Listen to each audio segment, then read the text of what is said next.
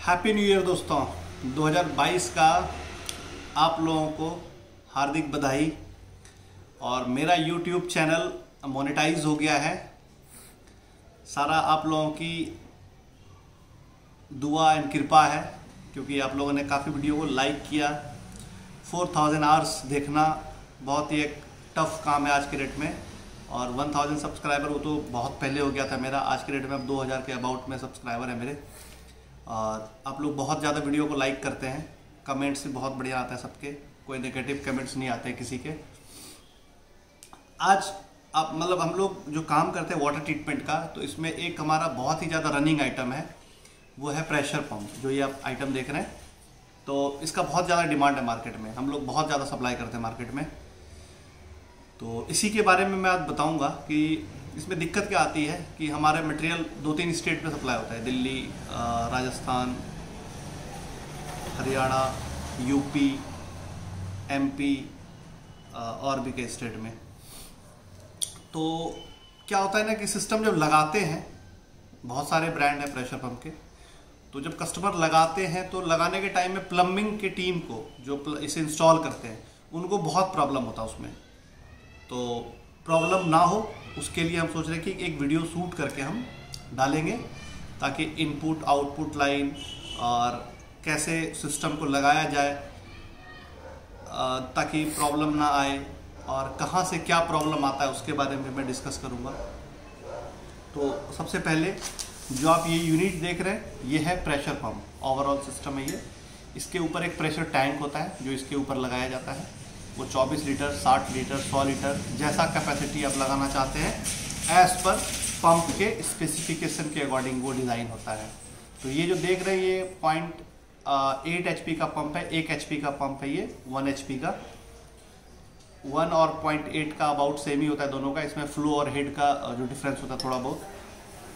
तो सबसे पहले जो मैं डिस्कस करूंगा पंप के बारे में कि ओवरऑल ये पंप है क्या।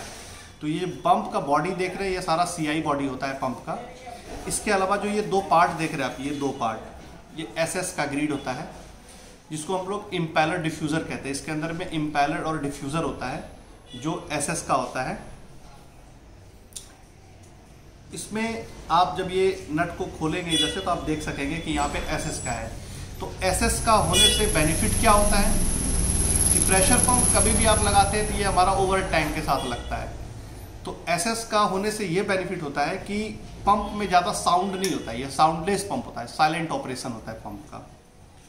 और दूसरी बात कि जो हमारा बोरवेल लाइन से पानी आता है या MCD लाइन से पानी आता है, तो क्या होता है उसमें रेते वगैरह, छोटे छोटे पत्थर वगैरह आते हैं उसमें पानी में। तो क्या होता है, इनपुट होता है पानी। तो पानी इनपुट होता है, तो SS का इम्पेलर डिफ्यूज़र अगर छोटे पार्टिकल्स है तो उसे वो क्रश कर देता है, क्रश करके वो आगे लाइन में दे देता है। तो जहाँ से भी आपके टैप्स के एरिया से, शारिंग एरिया से, जहाँ से भी होता है वो निकल जाता है। तो इसमें क्या होता है, साउंड का प्रॉब्लम नहीं होता इस पंप में, सबसे बड़ी बात। अच्छा, दूसरी बात इसमें मैं और बताना चाहता हूँ कि इसमें जो SS का इम्पेलर और डिफ्यूज़र है ना, जो पानी को खींच के आगे सप्लाई करता है, इनपुट और आउटपुट देता है, तो ये अगर पंप रनिंग भी रहे, ड्राई भी चल जाए कुछ देर तक, तो पंप का जो इम्पेलर डिफ्यूज़र है वो मेल्ट नहीं होता है। मतलब और भी जैसे ब्रांड है, तो कई ब्रांड में प्लास्टिक के आते हैं, नॉरेल के आते हैं, या ब्रास के। चलिए ब्रास का तो ठीक है, लेकिन ब्रास का मल्टी स्टेज में नहीं होता है, वो सिंगल स्टेज पंप में होता है, जो मोनोब्लॉक सीरीज होता है उसमें होता है। तो इसमें सबसे बड़ा बेनिफिट ये है पंप में कि SS का इम्पेलर डिफ्यूज़र है, कभी ख़राब नहीं होता है, जनरली सालों साल तक ख़राब नहीं होता है। पंप ख़राब हो जाए बट SS का इम्पेलर डिफ्यूज़र ख़राब नहीं होगा। एक तो ये पार्ट का बहुत बड़ा डिस्कशन था। दूसरा जो इसमें बाइंडिंग होता है, वो सारा बाइंडिंग कॉपर का होता है, ताकि ये बेसिकली जो पंप होता है ये हैवी ड्यूटी पंप होता है। आप इसे हर एक 5 मिनट 10 मिनट पे स्टार्ट लेता है ये। जब भी आप टैप्स ऑन करते हैं, शावर ऑन करते हैं, कुछ भी चलाते हैं, तो ये पंप ऑन लेता है। तो ये बहुत हैवी ड्यूटी पंप होता है हम लोगों का, इसलिए हम लोग थोड़ा इसमें फोकस करके डिज़ाइन कराते हैं कि चीज़ों में कोई भी चीज़ों का छोटी छोटी चीज़ें ध्यान रखना पड़ता है ताकि प्रॉब्लम ना उसमें। अच्छा, इसके बाद ये जो आप ये पार्ट देख रहे हैं ब्रास का, ये पार्ट, ये पार्ट, इतना ये पार्ट, ये जो है ये पार्ट, ये ब्रास का आइटम है। इसको हम लोग बोलते हैं NRV, नॉन रिटर्न वाल्व। इससे क्या होता है, जो इनपुट पानी हुआ उसके बाद जो पानी ऊपर गया वो री ग्रेविटी वापस नहीं जाता है, क्योंकि NRV लॉक हो जाता है। जो एक बार निकल गया तो वो पानी ऊपर की ओर वापस पानी नहीं जाएगा। तो इससे क्या होता है कि जो हमारा प्रेशर टैंक इसके ऊपर लगा होता है वो प्रेशर जनरेट करता है, तो वो प्रेशर मारता है, तो प्रेशर आउट होता है हमारा। आउट कहाँ से होता है? प्रेशर इधर से आउट होता है। क्लोज कीजिए कैमरा को, इधर से आउट होता है। तो कहने का सेंस है कि जो एक बार पानी चला जाता है वो नीचे, जो पानी ऊपर आ जाता है तो वो रीग्रेविटी मारता है तो नीचे नहीं जाता। इससे क्या होता है, हमारा जो इम्पेलर डिफ्यूजर है वो हमारा एक साउंड आना स्टार्ट होता है, वो चीजें नहीं होता है। क्यों नहीं होता है? क्योंकि बार बार अगर पानी झटके मार के मारेगा तो इम्पेलर डिफ्यूजर को जाके हिलाएगा वो, जब वो हिलेगा तो स्लोली स्लोली स्लोली स्लोली वो ढीला हो जाता है और फिर साउंड आना स्टार्ट हो जाता है। तो इसलिए हम लोग पहले सबसे पहले एनआरवी का प्रोविजन देते हैं ताकि पंप में कोई परेशानी ही ना हो।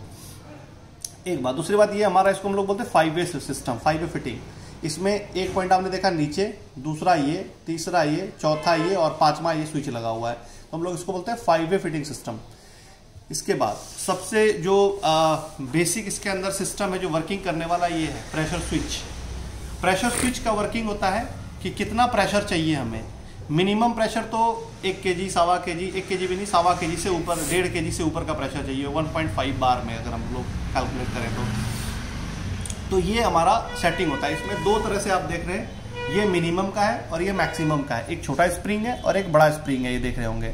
तो छोटा मतलब 1.25 kg, 1.5 kg तक मैक्सिमम, और बड़ा इससे हम लोग 3 kg, 4 kg तक मेंटेन करते हैं प्रेशर। तो ये प्रेशर स्विच का ओवरऑल वर्किंग होता है। ये कई ब्रांड में आते हैं, डेनफोस का होता है, इटालिका इटली का होता है, और भी कई ब्रांड्स होते हैं। ये तो हुआ ओवरऑल इसका। दूसरा हमारा एक यहाँ पे आप गेज देख रहे हो लगा हुआ, तो गेज का काम होता है कि प्रेशर कितना दे रहा है ये सिस्टम, ये बताता है गेज हमें।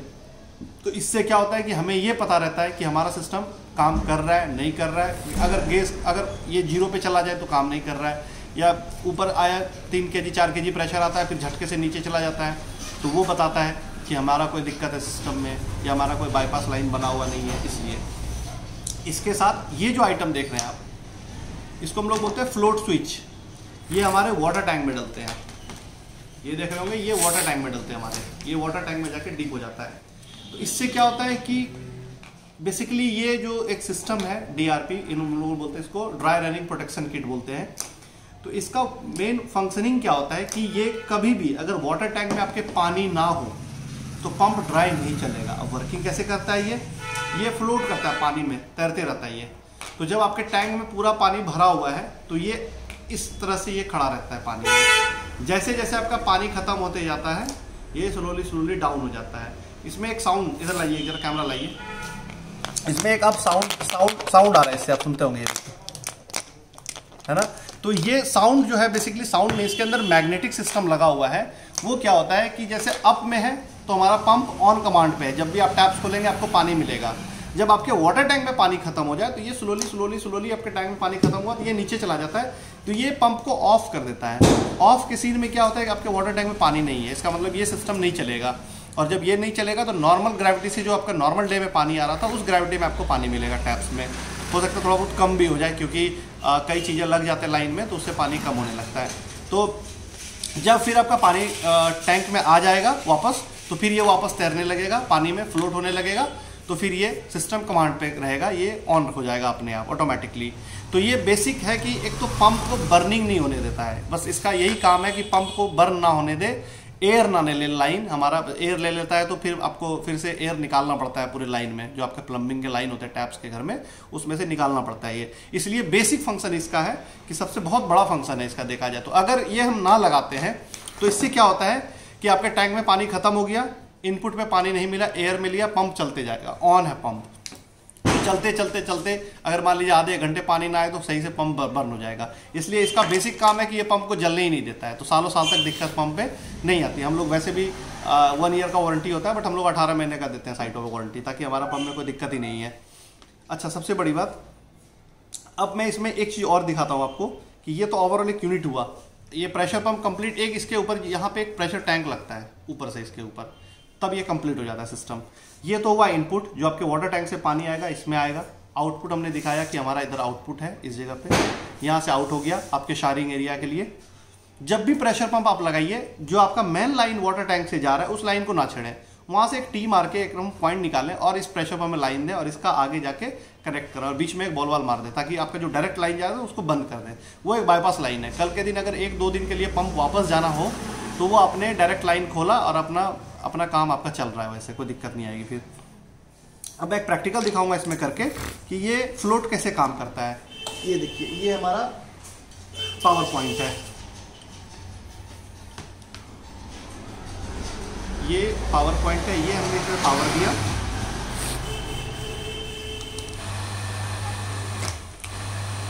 ये देखिए ये पंप स्टार्ट, साउंड साइड रहिए कैमरा को, ये देखिए ये पंप बंद, ये बंद, ये स्टार्ट, ये बंद। तो इस तरह से फंक्शनिंग होता है इसमें। तो बेसिकली जो आपने देखा ये प्रैक्टिकल है चीज़ें।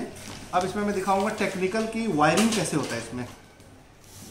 तो जो आप देख रहे हैं, कैमरा क्लोज कीजिए, ये हमारा पंप से वायर आया है, ये वायर आप ये देखिए यहाँ पे, ये सबसे ऊपर वाला पॉइंट में हमारा मोटर का कनेक्शन गया है। जो ये आ रहा है, जो मोटर का वायर है वो हमारा ऊपर वाले बोर्ड में इधर आता है, यहाँ लिखा हुआ है मोटर। और दूसरे वाले में नीचे में इसमें और 2 पॉइंट है, जिसमें कि पावर कनेक्शन और डीआरपी, ये फ्लोट, जो ये फ्लोट है इसका। तो इसमें क्या होता है कि इसमें जैसे कि ये 3 वायर होता है इसमें, तो एक वायर हम लोग कट कर देते हैं इसमें से, और पावर का 2 पॉइंट होता है। तो दोनों को हम लोग, जैसे पावर का और डीआरपी का, दोनों का जो 2-2 वायर होता है, एक को हम सीरीज कर देते हैं, दोनों का रेड को हमने सीरीज कर दिया और ब्लैक को लगा दिया, या हम ब्लैक को सीरीज कर देंगे, रेड को लगा देंगे, कुछ भी कर सकते हैं, कोई दिक्कत नहीं है। तो इस तरह से इसका फंक्शनिंग होना स्टार्ट हो जाता है यहाँ से। अब बात करते हैं हम लोग कि कई तरह से पंप आते हैं हमारे, जैसे प्रेशर पंप, कई तरह के मॉडल्स आते हैं। तो उसमें क्या होता है कि जैसे आपके बाथरूम्स हैं, सपोज 2, 3, 4 बाथरूम है तो 1 HP, 4, 5, 6 बाथरूम है तो 1.5 HP, 7, 8, 10 बाथरूम है तो 2 HP, और इससे ज़्यादा बड़ा है तो हम सजेस्ट करते हैं, हम लोग ट्विन बूस्टर सिस्टम देते हैं, जिसमें कि 2 पंप सेट होता है। ये पंप जो होता है 2 सेट पंप लगते हैं, एक पैनल डिज़ाइन होता है, उस पैनल का फंक्शनिंग होता है मतलब अल्टरनेट वर्किंग कराना पंप को, एक बार 1 नंबर, दूसरा 2 नंबर, फिर 1 नंबर 2 नंबर, इस तरह से। और इसमें हमारा टैंक का कैपेसिटी बढ़ जाता है, चीज़ें सारे बढ़ जाते हैं उसमें। स्कीड हम लोग स्कीड भी SS का बना के देते हैं, जिसमें हमारा पंप होल्ड होता है, फिर उसके ऊपर पैनल डिज़ाइन किया जाता है। और इससे भी अगर ज़्यादा रिक्वायरमेंट होती है पार्टी को, लाइक अपने कोई होटल बनाना है, होटल बना रहे हैं या हॉस्पिटल है, या नंबर ऑफ बाथरूम्स है वहाँ पे 20, 30, 40 बाथरूम है, तो उसमें हम लोग VFD सिस्टम देते हैं बना के, वेरिएबल ड्राइव फ्रिक्वेंसी सिस्टम बोलते हैं हम लोग। तो VFD सिस्टम का वर्क होता है कि अपने 2, 4, 10 बाथरूम चला रहे थे, एक पंप आपको कमांड देके पूरा कर दे रहा था। स्लोली नंबर ऑफ बाथरूम आपके ज़्यादा चलने लगे, स्टार्ट हो गए ज़्यादा, तो उस टाइम पे दोनों पंप रनिंग में आ जाएंगे, और जो आपका एक्चुअल रिक्वायरमेंट है उसे वो मैच कर देगा। और फिर जैसे जैसे आप टैप्स और शावर एरिया आपके बंद होते जाएंगे, तो ये स्लोली पंप का भी RPM डाउन हो जाएगा। और अगर एक पंप चल के पूरा कर सकता है तो एक ऑफ हो जाएगा, एक ही चलेगा। तो कहने का मतलब जो पंप स्टार्ट होता है, इसका RPM, रनिंग पर मिनट जिसको हम लोग बोलते हैं, वो 2900 RPM पे स्टार्ट होता है। बट VFD सिस्टम में क्या होता है कि अगर आपको 2 बाथरूम के रिक्वायरमेंट के लिए ही RPM मूव करना है, तो वो 2 बाथरूम के अकॉर्डिंग ही मूव करेगा RPM। तो इसमें क्या होता है, एक तो आपका कॉस्ट सेविंग होता है इधर, उसके बाद दूसरा है क्या कि पंप कम चलता है, उसमें जितना रिक्वायरमेंट है उतना ही चलता है। तो इस तरह से बेसिकली इसका फंक्शनिंग होता है VFD सिस्टम का। इसके अलावा हमारे यहाँ पूरे बिल्डिंग का मटेरियल, अगर आप अंडरग्राउंड टैंक बनाए हुए हैं तो उसके लिए हम लोग ऑटोमेटिक सिस्टम पूरा बना के देते हैं नीचे से ऊपर लिफ्टिंग करने के लिए, जिसको हम लोग बोलते हैं MCD ट्रांसफर पंप। आप MCD सरकारी पानी अपने अंडरग्राउंड टैंक में भरना चाहते हैं तो उसके लिए पूरा ऑटोमेशन करके देते हैं हम लोग। नीचे से जो अंडरग्राउंड टैंक है उससे हम लोग ऊपर लिफ्ट करके पानी देते हैं, उसके लिए कंप्लीट ऑटोमेशन विथ पंप होता है हमारे पास। फिर ऊपर की अगर हम बात करें, जहाँ पे आपके वाटर टैंक रखे होते हैं, वहाँ पे स्टील टैंक होते हैं, वो हमारे पास होता है। Water softening plant, sand filter, carbon filter, ये कई चीज़ें सारे होते हैं हमारे पास। उसके बाद जो बेसिक प्रेशर पंप लगता है वो वाटर टैंक के बाद, वो मैंने लाइव दिखाया अभी आपको। और इसके अलावा एक और आइटम होता है जो अब लग रहे हैं गीज़र के बदले में, तो वो होता है हीट पंप, जो हम लोग हैवल्स का और रिकॉर्ड का, 2 ऐसे ब्रांड है टॉप ब्रांड इंडिया में जो सबसे ज़्यादा चलता है आज के डेट में, तो वो हमारे